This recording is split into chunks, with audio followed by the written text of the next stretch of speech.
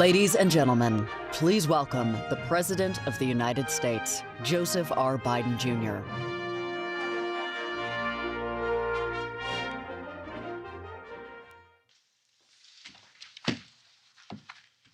Thank you, everyone, for participating in the Summit for Democracy and for renewing our dedication to the shared values that are the root of our national and international strength. In the lead up to this gathering over the last 2 days, we've heard government leaders as well as democratic reformers from every region of the world talk about the challenges democracy is facing and the opportunities for its renewal. We've facilitated conversations and connections among mayors around the globe, from Mesa, Arizona to Mannheim, Germany, and other leaders who are in the front lines of demonstrating the power of democracy through local governance. We've shown a spotlight on the importance of protecting media freedom and how advancing the status of women and girls is an investment in the success for our democracies. And we focused on the need to empower human rights defenders and make sure technology enables so much of our lives that is used to advance democracies, to lift people up, not to hold them down. We've heard the concerns of young people who have had a greater stake in the future than anyone else, and they've made that clear, about what matters to them most and how important it is to make sure their voices are included in our democracies. And though each of our nations faces unique challenges, and many of the specific circumstances are different, the threat we face and the solutions we seek have a common antecedent. This is not a struggle of anyone facing it alone. It's all of us.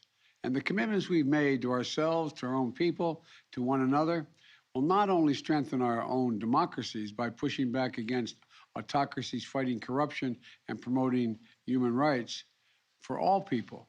This is going to help seed fertile ground for democracy to bloom around the world. And I'm so encouraged by the energy and the enthusiasm we've seen to rally people around the world in support of our shared democratic values. As just one example, in advance of the summit, the presidents of Panama, Costa Rica, and the Dominican Republic formed, quote, an alliance to strengthen democratic institutions and to, quote, to cooperate on transparency, human rights, economic development, and strengthening democracy throughout the region.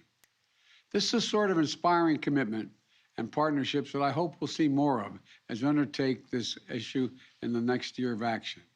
And I hope that each of our countries are going to measure the results of our efforts so that we can report back on our progress at a second Summit for Democracy next year, when I hope to welcome each of you in person.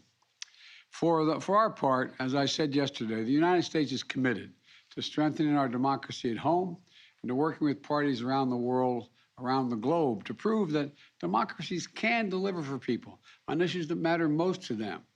Here at home, that means working to make real the full promise of America, including by enacting both the Freedom to Vote Act and the John Lewis Voting Rights Advancement Act. Because what's true around the world is also true in the United States. The sacred right to vote freely, the right to have your vote counted, is the threshold liberty for democracy, for every democracy. With it, anything's possible. Without it, virtually nothing's possible. So we have to come together and get it done, and we will. The United States is also going to continue efforts to beat the pandemic, working with the World Health Organization, COVAX, and other partners to save lives, vaccinate the world against COVID-19, and advance health security for everyone. We're leveraging our democratic partnerships like the G7 and the Quad to amplify our shared capacity to produce and deliver vaccines and to help get shots in arms for everyone, everywhere. We're taking on the climate crisis with a seriousness and urgency, responding to with moral clarity we're seeing coming from young people around the world. And we're affirming the democratic values that are at the heart of our international system and which have been the foundational elements for decades of global growth and prosperity. And we're committed to working with all who share those values to shape the rules of the road that are going to govern our progress in the 21st century, including on issues of cybersecurity and emerging technologies so the future generations continue to reap the benefits of liberty and democracy as we have. And the final message I want to impart as we close out this Summit for Democracy is that we know how hard the work is that's going to be ahead of us. But we also know we are up to the challenge because I've said before, and as this gathering has demonstrated, the democratic world is everywhere. Autocracies can never extinguish the ember of liberty that burns in the hearts of people around the world, in every portion of the world. It knows no borders. It speaks every language. It lives in anti-corruption activists, human rights defenders, journalists, peaceful protesters, and the front lines of this struggle all around the world. And it lives in town council meetings, union elections, daily small acts that occur around the globe, whenever people come together to solve problems and to bridge differences. And in all the ways civil society empowers individuals to have a direct say in the issues that impact on their lives, that impact on them personally. And so defending democracy demands a whole of society effort, requires all of us. The leaders of governments, we have a responsibility to listen to our citizens, to strengthen the guardrails of democracy, and to drive reforms that are going to make transparent, accountable governance more resilient against the buffering and the buffeting forces of autocracy and those who want a naked pursuit of power ahead of the public good. You know, we have to work together with the private sector to combat corruption, to build more equitable economies where more people can share in the benefits. We have to empower our citizens to hold all of us accountable, the highest ideals, and to make sure our actions align with our words.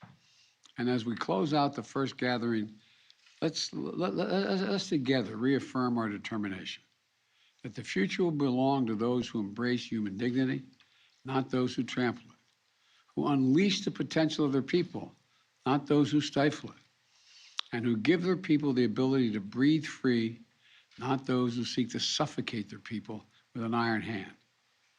You know, as the great Irish poet Seamus Heaney once wrote, once in a lifetime, a longed-for tidal wave of justice can rise up, and hope and history rhyme. That tidal wave doesn't come out of nowhere. It doesn't happen by accident. It happens because people unleash the irresistible power of their dreams and their determination. Democracy is what makes it possible for hope and history to rhyme. And today, hope and history lie in our hands. So let's raise up our ambitions and rise up to meet the challenges together. Thank you, and I look forward to following through in the next year on all the commitments that we're making individually. Thank you. President Biden, inflation has just hit nearly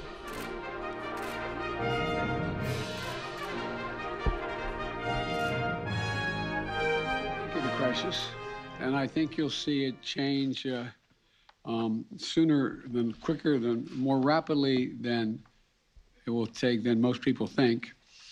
Every other aspect of the economy is racing ahead. It's doing incredibly well. We've never had this kind of growth in 60 years. But inflation is affecting people's lives. But if you take a look at it, if and when, God willing, we get the Build Back Better proposal, if you look at what's inflation all about for people, they're paying more for things they need than they had to pay before. That's the bottom line. Now, if they're paying considerably less for childcare, considerably less for health care, considerably less for insulin, considerably less, and go down the list of being able to take care of their parents, all the things that are in the Build Back Better plan. The reason why economists think it's going to, in fact, diminish the impact on inflation is because it's reducing costs for ordinary people.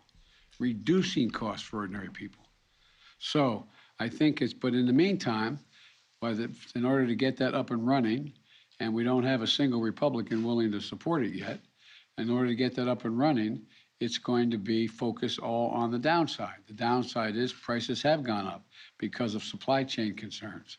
We've worked as hard on the supply chain concerns. I think you've already begun to see, and you're going to see over the next couple months, oil prices, prices of gas pump come down. You know, the biggest, a third of the increase in inflation is used automobiles. So, I mean, it is a real problem, But the point is that has to do with supply chain as well, but it also has to do with the fact that not everybody's looking for a used automobile, but those who are, they're paying higher prices because there's fewer of them because of COVID and what was sold out and the like. So I think it's a real bump in the road. It does affect families. When you walk in the grocery store and you're paying more for whatever you're purchasing, it matters. It matters to people. When you're paying more for gas, although in some states we've got the price down below $3 a gallon, but the point is, it's not gone down quickly enough. But I think it will. What are your next steps on Ukraine?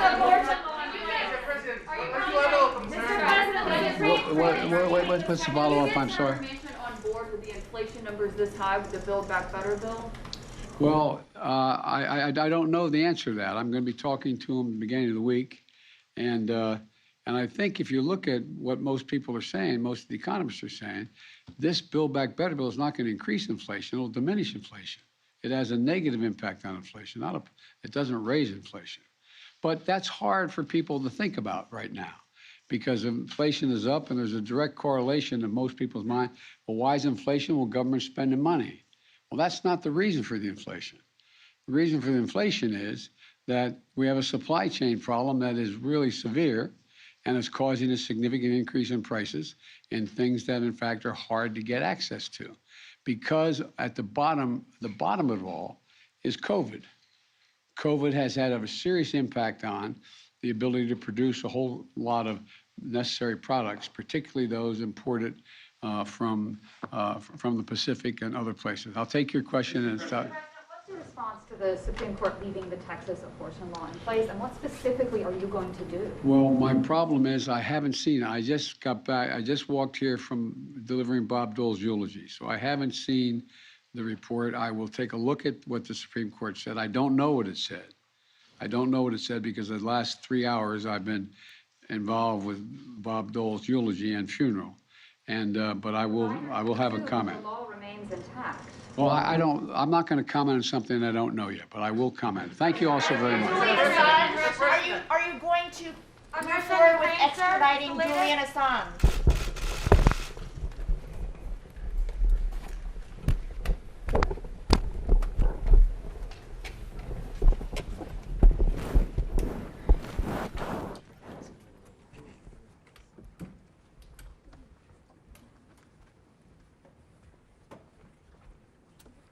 She wrote.